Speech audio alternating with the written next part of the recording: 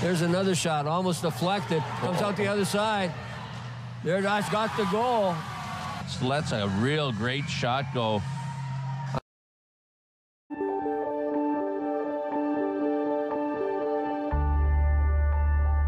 You're watching Rogers TV, Grey County.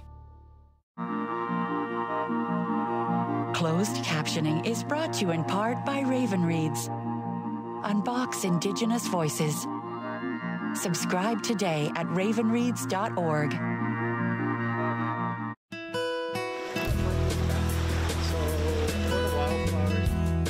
How many trees the old arboretum that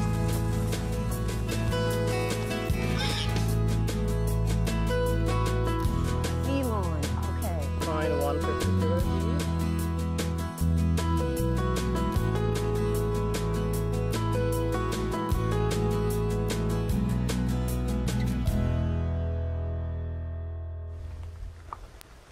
Welcome to the show. I'm your host, Krista McKee. I was looking for a unique experience through the Airbnb site, and I come across Val and Ghazai's ad for this wonderful Airbnb. How did this get started? Tell us your story. Okay, well, Freija is a 100-acre private stargazing and wildlife sanctuary. We started about 6 years ago. And we have a little loft space that is a converted barn that we rent out. We also have a little cabin on the property that you get to see later, and a camping spot. And the idea has always been to nurture the love of nature and share the special place with other people, and educate people about the opportunities and the ways that we can connect to the land and connect to nature and enjoy it without having to destroy it and sort of build on everything. Exactly. Yeah. And that was the part that was really resonated with me, because you're offering these unique experiences. You're offering the Kinghurst Forest. You're offering beekeeping. So there's things that people can do when they book one of these sites. So we're standing in front of the loft, I believe, and I would really like to see inside. Absolutely. Can you show us? Yeah, absolutely. Wonderful. Let's go inside. Oh my. I love this. What is this above the table? Oh, that's a good question. Everything in here was either recycled or reclaimed, and we tried to stay true to the spirit of the place and keep it as authentic as possible. This is a hay hoist chandelier that we built. A hay hoist is a farm equipment that is not used very often anymore, but back in the day, in the wintertime, when the floors would get dirty and you needed some fresh hay, you would have some stored up on the ceiling and you'd be able to pull it out and all the hay would fall out. So I thought that was kind of charming, and we built a little chandelier out of it. Wow. And yeah, and what you've done in here, I love the loft that's kind of above your... just kind of explain what you've done here. You've got washrooms. Sure, yeah. Yeah. This used to be a fully working barn. There was planes in here and a lot of other equipment that I wouldn't even know the names of. But over the last 5 years, we've renovated. We've put in a bathroom and a shower, fully accessible, as well as a enclosed bedroom in the corner. So when the parents stay or when couples stay, they can have their privacy. There's a music room upstairs, a harvest table that you can share for parties and events. And then we've also provided a lot of the outside activities. So there's snowshoes and skis and bicycles and things like that, because Freija is located right next door to Kinghurst Forest, which is a 3,000-acre old growth forest that's been protected. It's an area of interest, scientific interest, because it's one of only 8 spots in all of Ontario that's still old growth, has never been logged. And that's, believe it or not, 95% of Ontario, significant amounts of it were deforested back in the day. So there are very few examples of old growth forests that are left that are have thousands of years of ecosystem inside them that has become self-sustaining over the years, over its lifetime. So Kinghurst Forest is unique that way, and you can access it from all of the 4 seasons from here. Definitely. And you don't even have to bring your own equipment. I like that. You've got everything hanging on the walls in the loft here as well. So you've got the snowshoes, and I think there's a couple bicycles. Or is that included? Yeah, there's bicycles, skis, all sorts of indoor activities as well, if it rains or if you don't want to go outside or the kids are getting to you. Oh, that would never happen. No. And since we are a stargazing place. We're located in the darkest spot Right. of Ontario.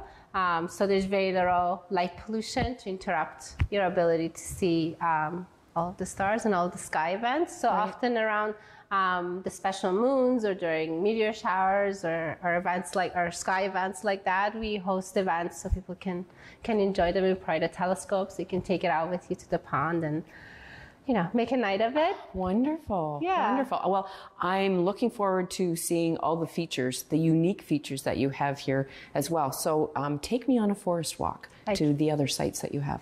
Sounds great. Wonderful. Yes, let's do it. Yeah. So right here by the loft, you have a space to sit down, like a patio space. There's a professional barbecue that's really popular when people come. And then you get your own private access to the rest of the old growth on the property from here. So when we walk, I'll tell you a little bit about the features of the forest and what makes it a unique environment. It's beautiful. I love the enclosed area.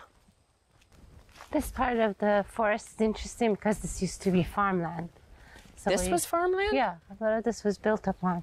So what you're looking at is new growth cedar.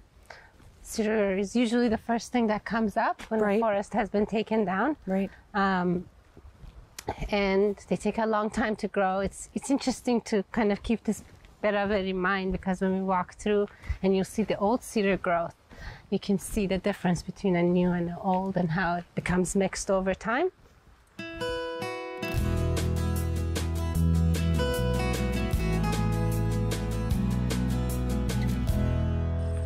This is an amazing spot. Is this a cold, what type of water temperature is in this pond? So this pond is pretty cool, and both of these are actually man-made ponds, but they've been since naturalized.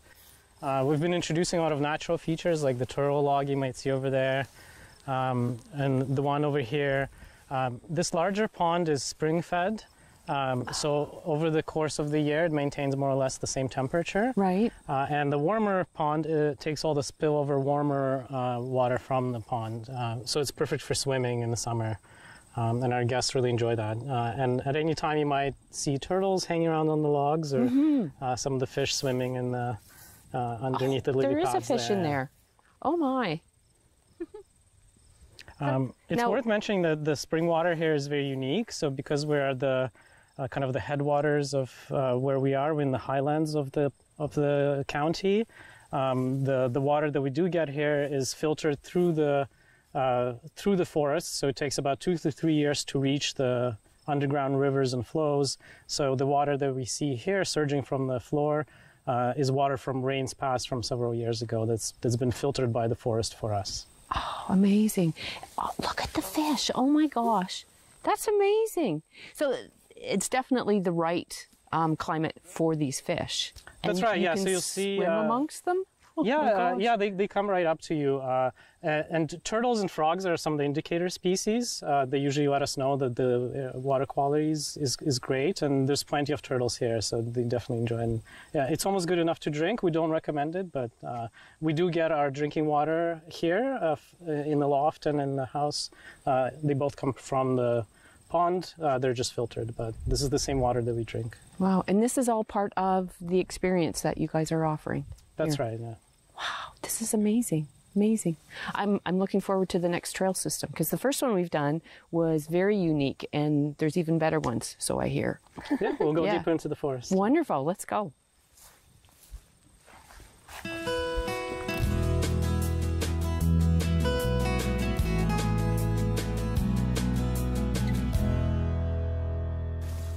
Approximately how many kilometers of trail do you have here on your property? So there are about 5 kilometers of trails here and about 10 kilometers in the adjacent reserve. Oh. And here they'll go through different features of the forest. Like here we're in a more marshy, swampy area with lots of things like this swamp milkweed, yes. And goldenrods. So a lot of the flowers that native pollinators love. And as we go deeper into the forest, they'll transition into a different type of a trail. Very nice. And because you're right beside Kinghurst, it's just a natural transition from your property into Kinghurst? That's right. Our trails can connect. There are maps that people can use when they're here to find it. And it's you almost never run into other people. So it's quite a treat to have the whole system to yourself. Wonderful. But this part of it is also interesting because it's an old growth cedar forest. There's very few of these left in Ontario that have never been touched. So you can see the difference between the cedars we walked in earlier, yes, and the older cedar here. They usually coexist really well with birch. So if you look a little bit deeper into the forest, there are some birches. But cedars are neat because all of the cedars you're looking at here are actually branches of the same root system. So they're all genetically identical. And as you can see, I'll point out here, but you can compare it when we go into the old growth. There's nothing in between the trees. There's no levels of forest. There's nothing. There is no growth at all on the forest floor here. That's right. Because cedars are antiviral, antibacterial, and they work really, and they're highly acidic. Oh. Their leaves and that's where the oils come from, like cedar oil. Right. That's good for you when you're sick or you have a cough or infections. So they're continuously releasing that into the air and into the soil. So they're giving very little opportunity to other things to compete with it. Definitely. And forest bathing would be... This is exactly, if you have a cold or your lungs hurt, or you have asthma, this is the place to come and sort of take in all those good hormones that the trees are releasing, all the oils that they're releasing into the air, and open up your lungs. Yeah, and this is on the way to the next little site we're going to visit. Yeah, I think you'll enjoy that one as well. Great, great.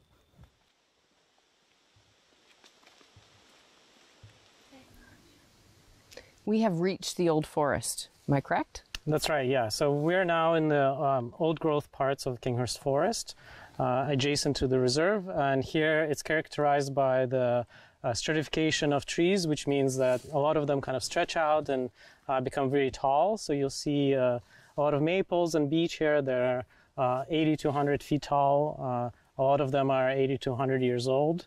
And you'll see it's a much different feeling walking through this forest. It feels a lot more humid, a lot denser. And walking in the forest like this has a lot of health benefits.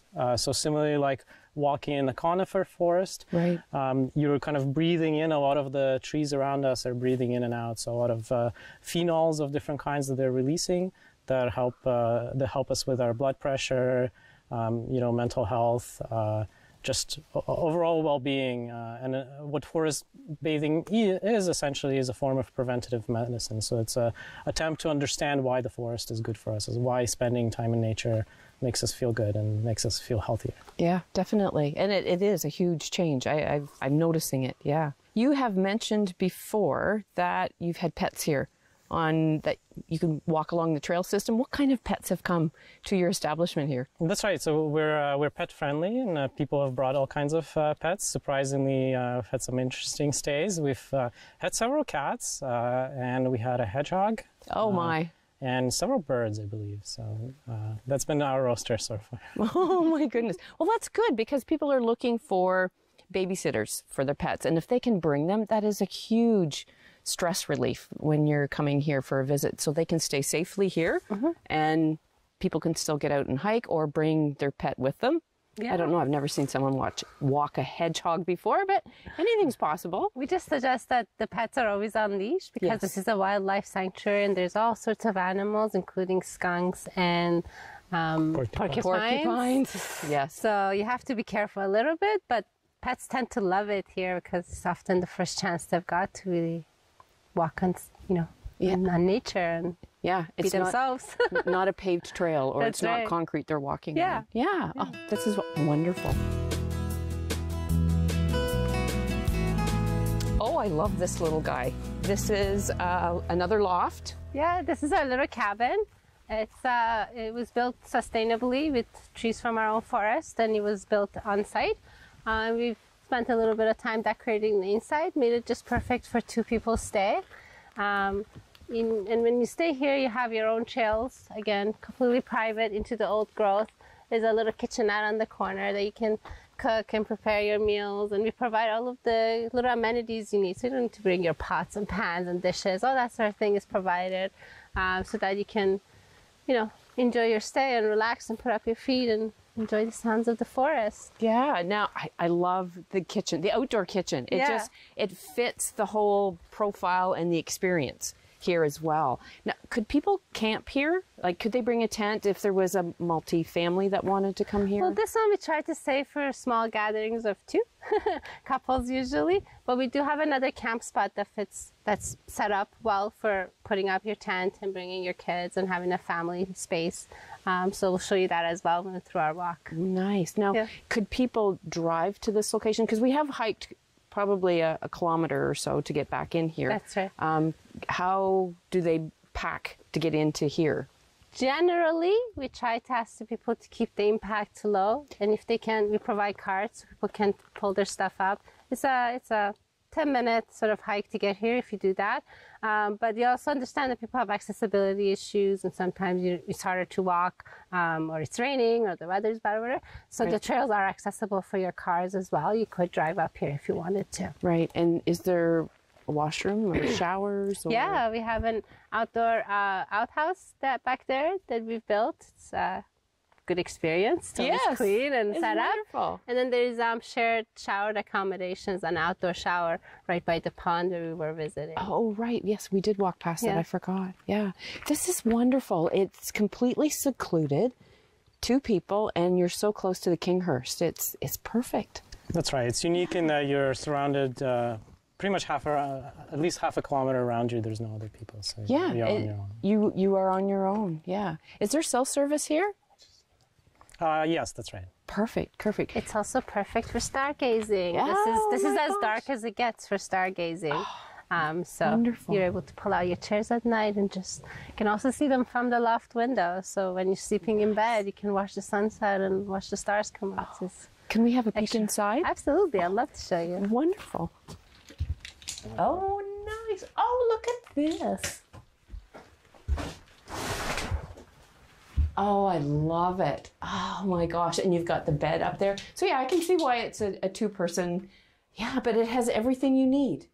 It's got accommodations for sitting, a place for kitchen prep. Yeah. Yeah, and your outdoor kitchen has the overhead roof. Yeah, right? So it's accessible. This space is accessible 3 seasons of the year.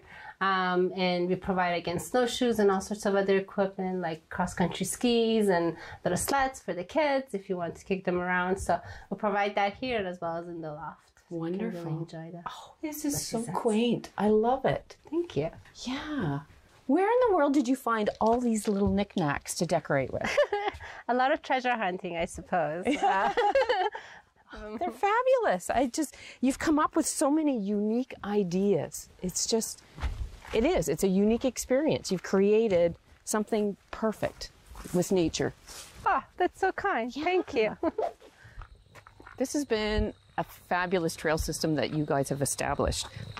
Thank you. This here is exciting as well. That's right. So this is one of our naturalized meadows, and this is where we do our beekeeping. As well, we also provide our guests an opportunity to suit up and try beekeeping for themselves with us. So why don't we give that a try? Are you up for it? Sure. Why not?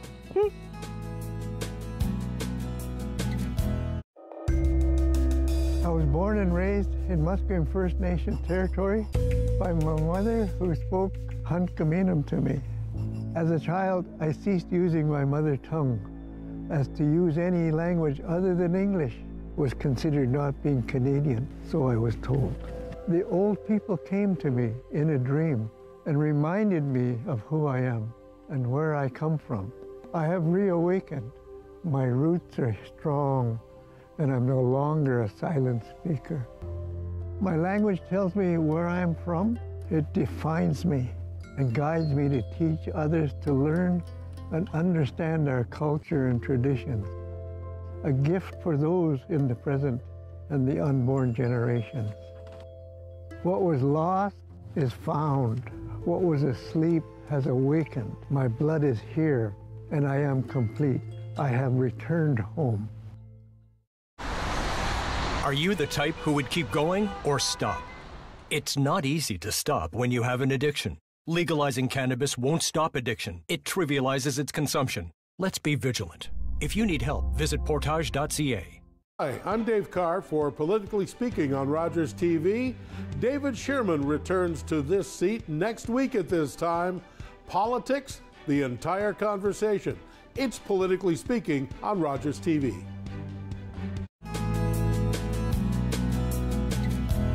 As part of our experience, we'll go into the hive and we'll take a look at some of the behaviors in the hive.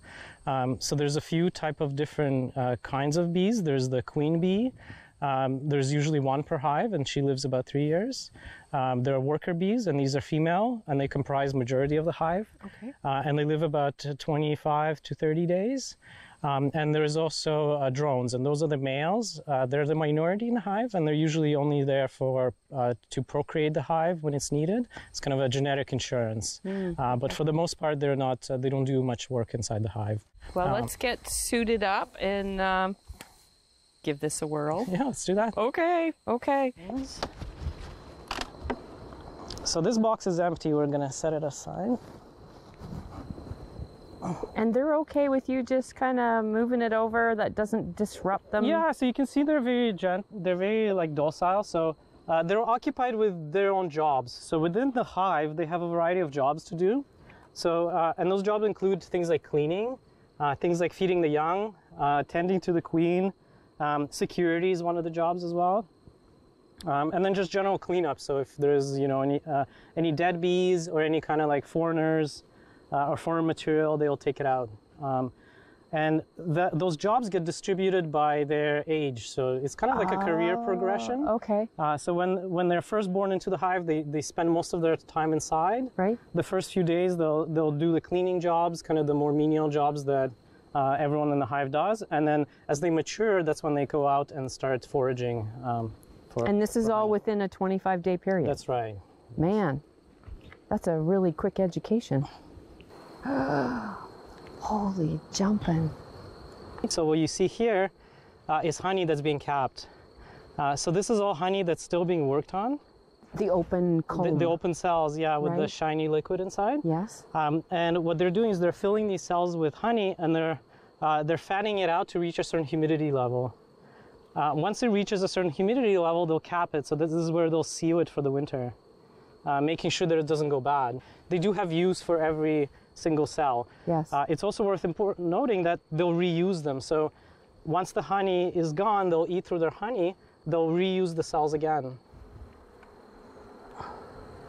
Okay, so this is a very good example of a frame with larvae. Babies, larvae. That's right. So this is also a good opportunity for us to maybe see the queen. We don't always catch her because you can imagine in a hive of 60,000 bees, it's very hard to find one particular bee. The color is different on the top of this. Is that how you're telling the difference between the nursery and the honey? That's right. So you can see there are different kinds of cells. So here is what's called bee bread. And you can see they've packed this kind of lighter, like a textured almost honey, like a thicker honey. Right. And what that is their temporary bread. So it's the quickest version of the food that they make and eat and feed to their young, because honey takes a while to make. Right. It's more of their reserve food.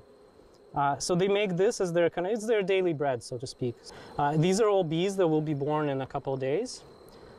This is the male brood cell, so they're slightly larger. That's why they put them on the outside, because the males are a little bit bigger. But these are all going to be workers, right? They can't be queens. So these will be males. These will all be female. Now, the interesting part is if they ever lose their queen, they can actually replace her. Or if the queen is getting older, she can get superseded. So they have an ability to create a new queen.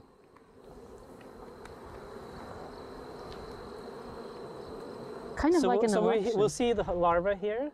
So you'll see the little white worms inside. Yes. So that's the bee larva that's being fed right now. So they're still young, but they're being fed by the worker bees to kind of bulk up in size and get them ready to become bees. Once they reach a certain size, they'll seal the opening, so that way the larva will turn into a full-size bee. And then after a few days, the full-size bee will emerge. They'll eat their way out of the cell, so they'll kind of like eat the cap and then come out. But they weren't all laid at the same time. How do they know who's coming out first? Oh, this is a drone. This is a male here. Oh, he's huge. You can see he's a little bug-eyed. He's got like big buggy eyes. So the queen is constantly laying. She has about 1 million eggs. And in her lifetime, she'll try to lay as many of them as possible. And all she does all day is just lay eggs. Lay eggs. So there's always this cycle of birth in the hive. So on any given day, there's going to be hundreds, if not thousands, of bees being born. And the worker bees, they read that signal? Because like they're not date stamped, right? They read all of this information, and they know that, you know, here we're creating bee bread, so they're populating with bee bread for food to eat now. They're taking care of the young, they're feeding them. They're also filling out the cells with honey as needed, and take care of the queen. What an amazing industrial type thing that's going on here. Like it's better than a run business per se, right? Like they're all communicating with each other and nobody's walking away unhappy. And it's not very top-down hierarchy. So even though they need the queen, and the queen is there. That's another big one. That's another drone, yeah. So even though they have the queen and she sets the tone in the hive, if the queen is gone, they can make their own decisions. So they'll make a decision on how to create a new queen. So they can they'll pick out a larva and they'll feed it a special diet so that larva will then become the queen. Become a queen. How in the world have you learned all of this, Val? Just curiosity. It's fairly easy to get started in beekeeping, not without its challenges. Ontario Beekeeping Association has quite a few courses and materials they can take, but I think it's the curiosity of learning where our food comes from and interacting with insects and just being passionate about learning new things, and every day we learn something new. This has been an amazing experience that you're offering. Well, thank you so much. Well, let's go ahead and try some of the honey. Oh, perfect.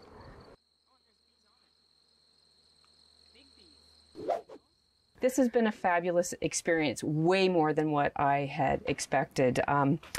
Thank you so much. How can people get a hold of you? Well, you can find us on Airbnb, and you can also try us out on our website, freija.ca. But before you go, you have to try the honey. Yes. Oh, yes. Okay. Yes. Let's pop this bad boy. So this is how you harvest it typically? This is by hand. If you are able to crack the top of the honey, because the bees seal it, so it will stay good and clean for the winter season. So this is the cap. So when we take the cap off, you can see the honey and it starts flowing.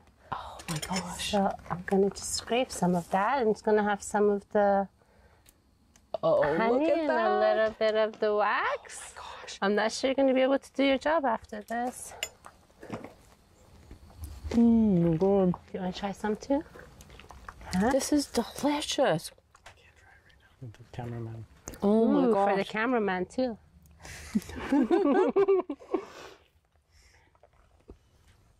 Thank you so much. You're this welcome. has just been an amazing experience. I'm all sticky. You have to check out their website.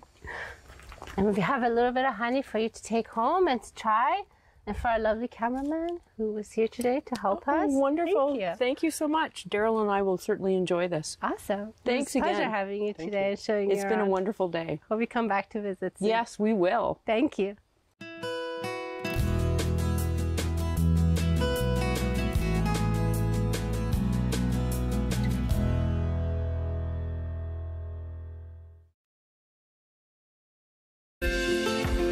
Call the Rogers TV viewer response line, email us, or connect with us on social media.